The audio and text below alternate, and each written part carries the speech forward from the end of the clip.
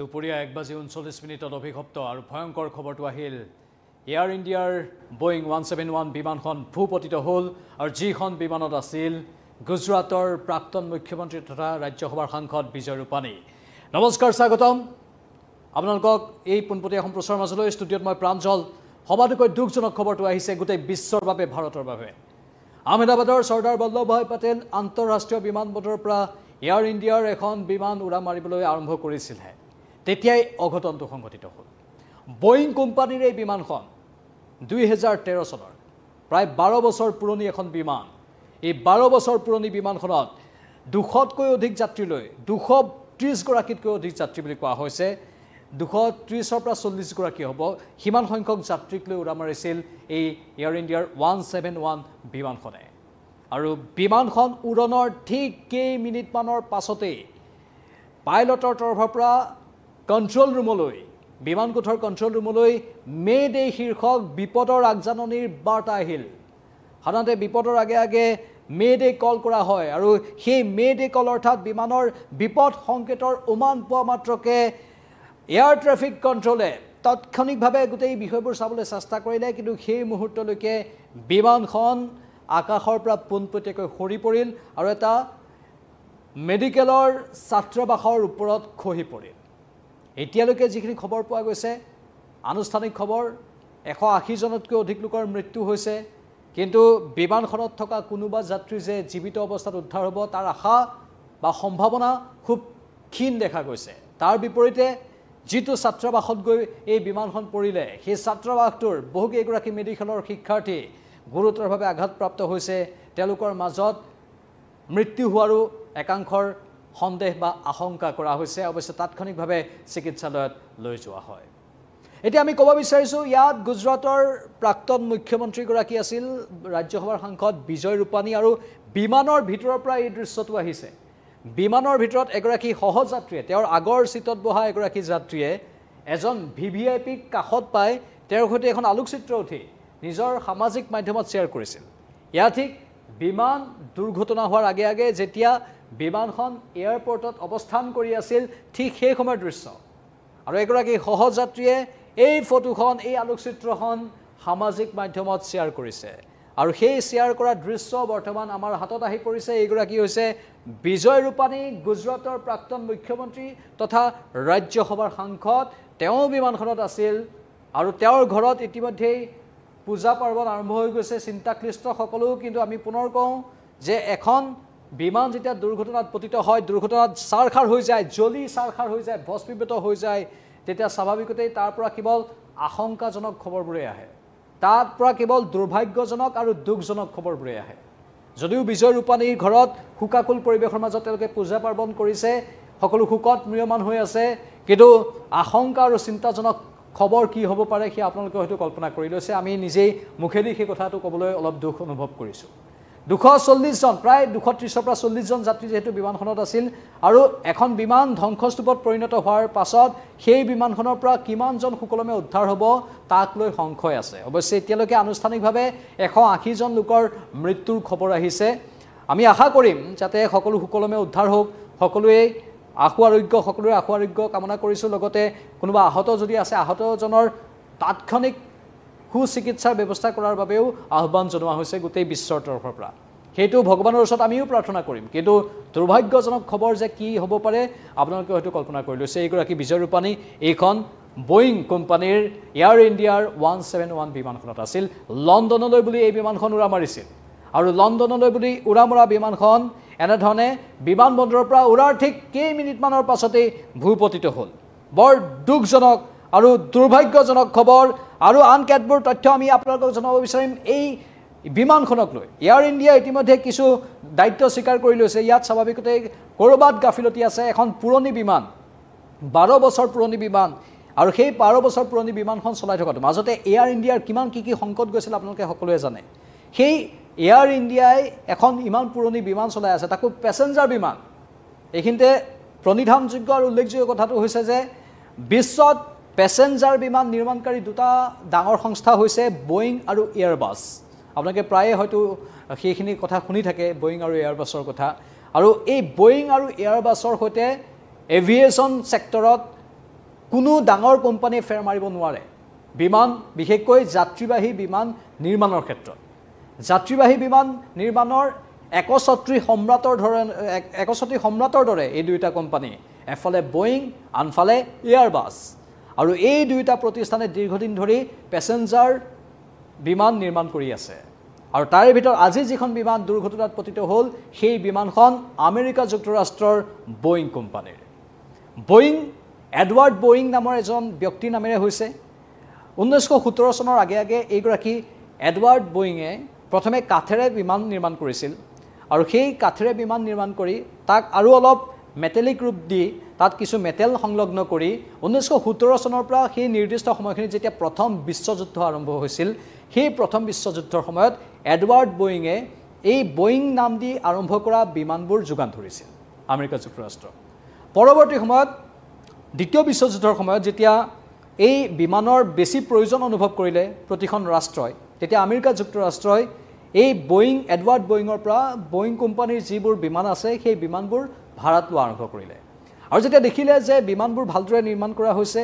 আৰু তেতিয়াই আমেৰিকা যুক্তৰাষ্ট্ৰই আনুষ্ঠানিকভাৱে চৰকাৰৰ তৰফৰ পৰা ফাণ্ডিং কৰিম বুলি ঘোষণা কৰিলে আৰু প্ৰায় সেই সময়তেই $100 মিলিয়ন অধিক ফাণ্ডিং এই বোয়িং কোম্পানীৰ বিমানৰ বাবে কৰা হৈছিল তাৰ পাছত দ্বিতীয় বিশ্বযুদ্ধৰ সময়ৰ পৰাই এই বোয়িং কোম্পানীটো থন ধৰি উঠিল আৰু এওঁলোকে এভিয়েশ্যন মাৰ্কেটত নিজৰ যি ধাৰা সেই ধাৰা অব্যাহত ৰাখি একছত্ৰী সম্ৰাটৰ ৰূপত নিজকে প্ৰতিষ্ঠা কৰিবলৈ সক্ষম হ'ল আৰু পেছেঞ্জাৰ বিমান নিৰ্মাণৰ ক্ষেত্ৰত অগ্ৰণী ভূমিকা ৰূপায়ণ কৰিলে আৰু সেই বোয়িং এটা ডাঙৰ বৃহৎ কোম্পানী এয়াৰবাছ আৰু বোয়িঙৰ কথা আমি ইতিমধ্যে কৈছোঁ দুটা কোম্পানী এফালে এয়াৰবাছ আনফালে বোয়িং আৰু এই দুয়োটা কোম্পানীয়ে ধাৰাবাহিকভাৱে পেছেঞ্জাৰ বিমান নিৰ্মাণ কৰি আহিছে আৰু সেই মাৰ্কেটখনত সেই ব্যৱসায়খনত আন বাহিৰৰ ব্যৱসায়ীয়ে সোমাবলৈ সুযোগ পোৱা নাই আৰু সেই বোয়িং কোম্পানীৰে বিমান এয়াৰ ইণ্ডিয়াই দীৰ্ঘদিন ধৰি ব্যৱহাৰ কৰি আহিছিল আৰু আজি যিখন বিমান আহমেদাবাদৰ চৰ্দাৰ বল্লভভাই পেটেলৰ বিমানবন্দৰত ভূপতিত হ'ল সেই বিমানখনো এই বোয়িং কোম্পানীৰ কিন্তু প্ৰশ্ন উঠিছে এইখিনিতে যে এখন পুৰণি বিমান 12 বছৰ পুৰণি বিমান কি কাৰণে এয়াৰ ইণ্ডিয়া ব্যৱহাৰ কৰি আছিল কাৰণ বিমানৰ যেতিয়া আয়ুস বাঢ়ি যায় তেতিয়াই তাৰ ক্ষমতা কমি যায় যিকোনো জীৱৰ ক্ষেত্ৰতে আমি দেখিবলৈ পাওঁ আয়ুস বাঢ়ি গ'লে যেনেধৰণে ক্ষমতা কমি যায় এইবোৰতো মেচিন এটা নিৰ্দিষ্ট কিছু মেটেলিক বা আন কেতবোৰ সামগ্ৰীৰে নিৰ্মাণ কৰা মেচিন এই মেচিনৰো এটা নিৰ্দিষ্ট আয়ুস থাকে তাকো 2013 চনত বা 12 চনত নিৰ্মাণ কৰা বিমান আৰু এতিয়াৰ বিমানৰ মাজত আকাশ পাতাল পাৰ্থক্য আছে এয়াৰ ইণ্ডিয়া এই বিমানবোৰ কিয় সময়ত সলনি কৰা নাছিল তাক লৈ প্ৰশ্ন আছে তদন্ত হ'ব ইতিমধ্যে কোৱা হৈছে যে তদন্ত হ'ব অসামৰিক বিমান পৰিবহণ মন্ত্ৰালয়ে তদন্ত ঘোষণা কৰিছে এই বিমানৰ ব্লেক বক্সটোৰ পৰা বহু তথ্য উদ্ঘাটন কৰা হ'ব পাইলটে একদম অন্তিম সময়ত কি কথা পাতিছিল লগতে মে ডে বুলি উল্লেখ কৰি আৰু কি বাৰ্তা দিবলৈ চেষ্টা কৰিছিল যদি কন্ট্ৰল ৰুমত সেইখিনি শুনা পোৱা নগ'ল হয়তো সেইখিনি ব্লেক বক্সত ৰেকৰ্ড হৈ থাকিব সেইখিনি বাৰু অসামৰিক বিমান পৰিবহণ মন্ত্ৰালয়ে পৰৱৰ্তী সময়ত তদন্ত কৰি আগবঢ়াব কিন্তু প্ৰশ্ন বহুকেইটা আছে বিমান দুৰ্ঘটনা আৰু সেই বিমান দুৰ্ঘটনাই কঁপনি তোলে কাৰণ এইটোৱে জনসাধাৰণে কয় যে বিমান যেতিয়া দুৰ্ঘটনা হয় সেই বিমান দুৰ্ঘটনাত মানুহ বাচি যোৱাৰ সম্ভাৱনা খুব কম থাকি যায় এখন বিমান যেতিয়া চূৰ্ণ বিচূৰ্ণ হৈ যায় আকাশত যেতিয়া চূৰ্ণ বিচূৰ্ণ হৈ যায় বা তলত আহি যেতিয়া খুন্দা মাৰে সেই বিমানখনত যে মানুহ ৰক্ষা পৰিব পাৰে তাৰ সম্ভাৱনা ক্ষীণ হৈ যায় কাৰণ গাড়ী বা ট্ৰেইন এক্সিডেণ্ট হ'লেও তাৰ পৰা বাচি যোৱাৰ সম্ভাৱনা অলপ কিছু পৰিমাণে হ'লেও থাকে কিন্তু বিমান এখন যেতিয়া ভূপতিত হয় তেতিয়াহ'লে তাত আশা ৰেঙনি খুব কম দেখা যায় বুলি কোৱা হয় এয়া জনসাধাৰণৰ বিশ্বাস বা হয়ও সেইটো বাস্তৱত বৈজ্ঞানিকভাৱেও সেইটো আমি হোৱাও দেখিবলৈ পাইছোঁ সেইকাৰণে সেইটো অলপ চিন্তাজনক বিমান দুৰ্ঘটনা যেতিয়া হয় জনসাধাৰণৰ মাজত বিমান দুৰ্ঘটনাই চিন্তাৰ সৃষ্টি কৰে এতিয়া এয়াৰ ইণ্ডিয়াৰ দায়িত্ব যে এয়াৰ ইণ্ডিয়াই এই বোয়িং বিমানখনৰ ক্ষেত্ৰত ভালদৰে পৰীক্ষা নিৰীক্ষা সময়ে সময়ে যেনেধৰণে এই বিমানবোৰ পৰীক্ষা কৰিব লাগে তেনেধৰণৰ পৰীক্ষা নিৰীক্ষা কৰা হোৱা নাছিল নেকি এখন বিমান দ্ৰুতগতিৰে তললৈ নামি আহি হঠাৎ এই মেঘানী নগৰৰ অঞ্চলটোত এটা ছাত্ৰাবাসত খুন্দা মাৰিবলগীয়া অৱস্থাৰ কিয় সৃষ্টি হ'ল প্ৰচণ্ড শব্দৰ বিস্ফোৰণ শুনিবলৈ পোৱা গ'ল তলমল কৰিছিল আকাশতে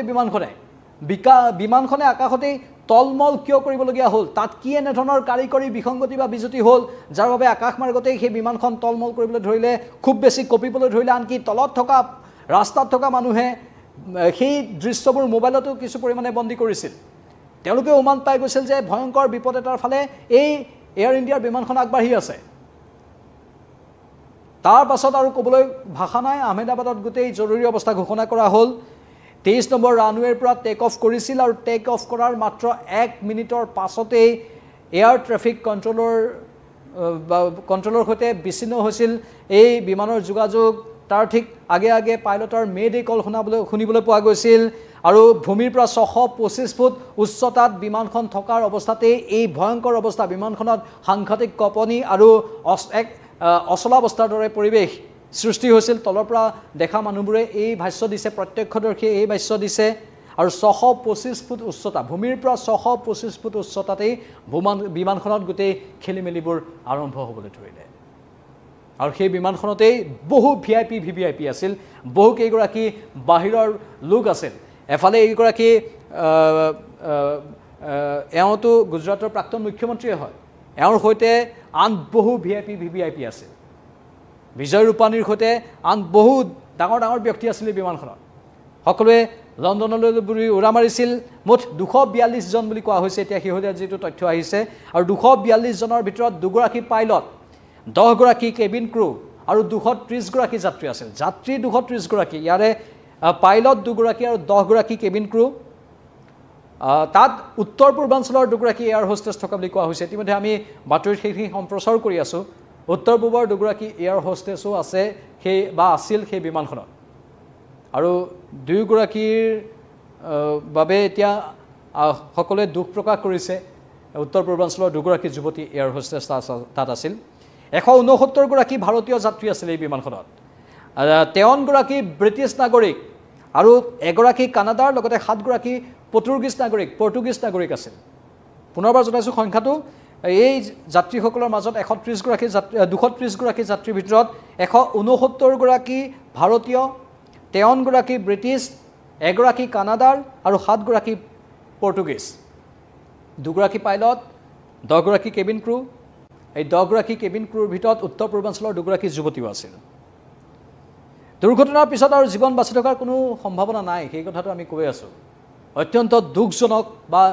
অত্যন্ত দুখেৰে আমি সেই কথাটো বাৰে ক'বলৈ বাধ্য হৈছো যে এনে ধৰণৰ এটা বিমান দুৰ্ঘটনাৰ পাছত জীৱন বাচি থকাৰ বিশেষ সম্ভাৱনা নাই তাৰ পাছতো যদি জীৱন বাচি থাকে সেয়া ভগৱানৰ পৰম আশীৰ্বাদ হ'ব যিটো আৱাসিক অঞ্চলত বিমানখন ভূপতিত হ'ল তাতো বিস্তৰ ক্ষতি হৈছে আঘাতপ্ৰাপ্তসকলক ততাতৈয়াকৈ চিকিৎসালয়ত ভৰ্তি কৰোৱা হৈছে কিন্তু এতিয়ালৈকে আনুষ্ঠানিকভাৱে কথা ঘোষণা কৰিবলৈ প্ৰশাসনকো সময়ৰ প্ৰয়োজন হ'ব ভাৰতবৰ্ষত এনে ধৰণৰ বিশ্বত এনে ধৰণৰ বহু বিমান দুৰ্ঘটনা হৈছে তাৰ ভিতৰত ভাৰতবৰ্ষৰ এইটো যিটো বিমান দুৰ্ঘটনা হ'ল সেই বিমান দুৰ্ঘটনাটো অতিকৈ দুৰ্ভাগ্যজনক ভয়ংকৰ বিমান দুৰ্ঘটনা হয়তো এটা দশকৰ ভিতৰত ইমান ডাঙৰ বিমান দুৰ্ঘটনা ভাৰতত হোৱা নাই 1988 চনৰ এটা বিমান দুৰ্ঘটনালৈ মনত পৰে য'ত আহমেদাবাদৰ পৰা মুম্বাইলৈ এখন বিমান উৰা মাৰিছিল তেতিয়াও সেই বিমানখন দুৰ্ঘটনাগ্ৰস্ত হৈ ভূপতিত হৈ 130 গৰাকীৰ যাত্ৰীৰ মৃত্যু হৈছিল সেইটো 1988 চনৰ কথা আছিল তাৰ বাহিৰে এতিয়া এই মুহূৰ্তত যদি আমি চাওঁ তেনেহলে কি তথ্য আহে এই মুহূৰ্তত চালে 2 এপ্ৰিল 2025 এটা তথ্য আহে 2 এপ্ৰিল 2025ত Jaguar fighter jet Indian air ফ'ৰ্চৰ সেইখন ফাইটাৰ জেট 2 এপ্ৰিল 2025ত জামনগৰ এয়াৰ ফ'ৰ্চ ষ্টেচনত ভূপতিত হয় আৰু সেইখনত এজন পাইলট আছিল তেওঁৰ মৃত্যু হৈছে কিন্তু বাৰু এখন যুঁজাৰু বিমান তাৰ বাহিৰে এই নিৰ্দিষ্ট দিনকেইটাত এইদিনত বেলেগ দুৰ্ঘটনা হোৱা নাই জুন 2019 বৰ্ষৰ 3 জুনত এয়াৰ ইণ্ডিয়াৰ N32 এয়াৰ ফ'ৰ্চৰ ইণ্ডিয়ান এয়াৰ ফ'ৰ্চৰ N32 সেইখন ক্ৰেশ্ব হয় আৰু অৰুণাচল প্ৰদেশত সেইখন ক্ৰেশ্ব হৈছিল আৰু 13 জনৰ মৃত্যু হৈছিল এয়া 2019 চনৰ খবৰ 2016 চনত একে এয়াৰ ইণ্ডিয়াৰ এয়াৰ ফ'ৰ্চৰ সেইখনো এখন ভাৰতীয় বায়ুসেনা বাহিনীৰে বিমান সেইখনো দুৰ্ঘটনাগ্ৰস্ত হৈছিল বংগোপসাগৰত 2020 ৰ 7 তাৰিখে 1344 যিখন বয়িং একেই বয়িং কোম্পানীৰ এয়াৰ ইণ্ডিয়া এক্সপ্ৰেছ বয়িং কোম্পানীৰ এখন বিমান সেইখনো দুৰ্ঘটনাত পতিত হৈছিল মানে বয়িং কোম্পানীৰ বিমান বিভিন্ন সময়ত দুৰ্ঘটনাত পতিত হৈ আছে বয়িং কোম্পানীৰ বিমান মই কৈছো এডৱাৰ্ড বয়িং যিজন প্ৰতিষ্ঠাতা এই বয়িং কোম্পানীটোৰ যি এভিয়েশ্যনৰ একছত্ৰীৰ সম্ৰাট ৰূপে এতিয়া প্ৰতিষ্ঠিত হৈছে বয়িং কোম্পানী যি যাত্ৰীবাহী বিমান নিৰ্মাণ কৰে সেই বয়িং কোম্পানীৰ বিমানেই বহুকেইবাৰ 2020 চনৰ আগষ্ট মাহত এবাৰ দুৰ্ঘটনাত পতিত হৈছে সেইখনো এয়াৰ ইণ্ডিয়াৰ বিমান আছিল লগতে মে 2010 চনত 22 তাৰিখ মে'ৰ 22 তাৰিখ 2010 চনতো এই বয়িং কোম্পানীৰ আন এখন বিমান 737-800 এয়াৰ ইণ্ডিয়া এক্সপ্ৰেছ সেই বিমানখনো দুৰ্ঘটনাত পতিত হ'ল য'ত 158 গৰাকী যাত্ৰী আছিল 2010 চনত সেই 158 গৰাকী যাত্ৰীৰ মৃত্যু হৈছিল জুলাই 17 2000 চনত তেতিয়াও আন এখন বিমান দুৰ্ঘটনাত পতিত হৈছিল ইফালে 1999 চনতো এটা দুৰ্ঘটনা সংঘটিত হৈছিল তাতো এজনৰ মৃত্যুৰ খবৰ আহিছে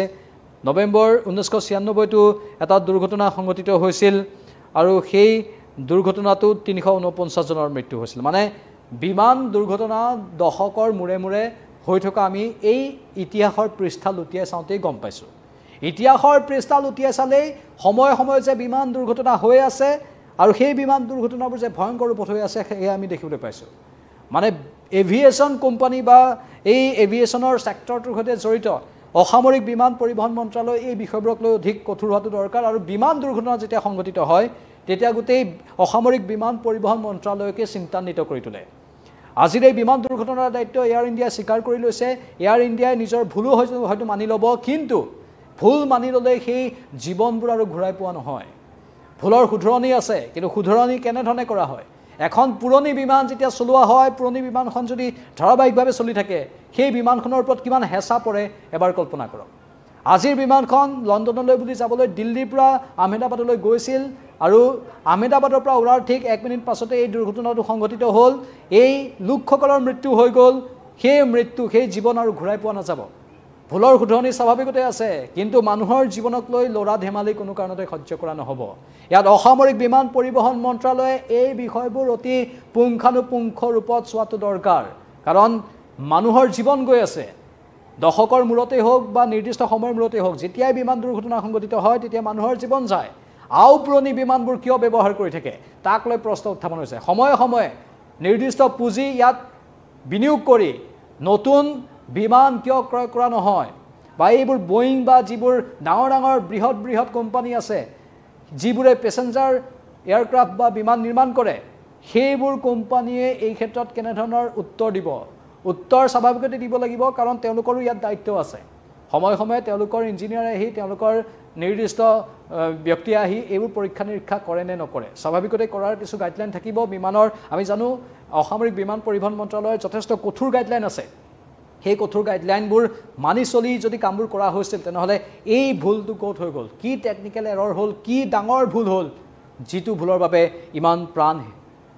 অথলে গ'ল স্বাভাৱিকতে ইয়াৰ তদন্ত অধিক সূক্ষ্ম ৰূপত আৰু পুংখানুপুংখ ৰূপত হ'ব লাগিব কাৰণ বিমান দুৰ্ঘটনাই মানুহক চিন্তান্বিত কৰি তোলে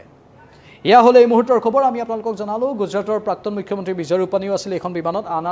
বহু ভিআইপিৰ সৈতে আৰু আমি ভগৱানৰ ওচৰত প্ৰাৰ্থনা কৰিম তাৰ বাহিৰে এই মুহূৰ্তত আমি কৰিব পৰা একো নাই কিন্তু সঁচাকৈ এয়া চিন্তাজনক এক খবৰ আপোনালোকৰ মতামত কি কমেণ্ট বক্সত কমেণ্ট কৰি জনাব পৰৱৰ্তী সময়ত আকৌ আহিম চাই থাকক নিউজ 18 অসম নৰ্থ ইষ্ট মই প্ৰাঞ্জলে বিদায় লৈছোঁ নমস্কাৰ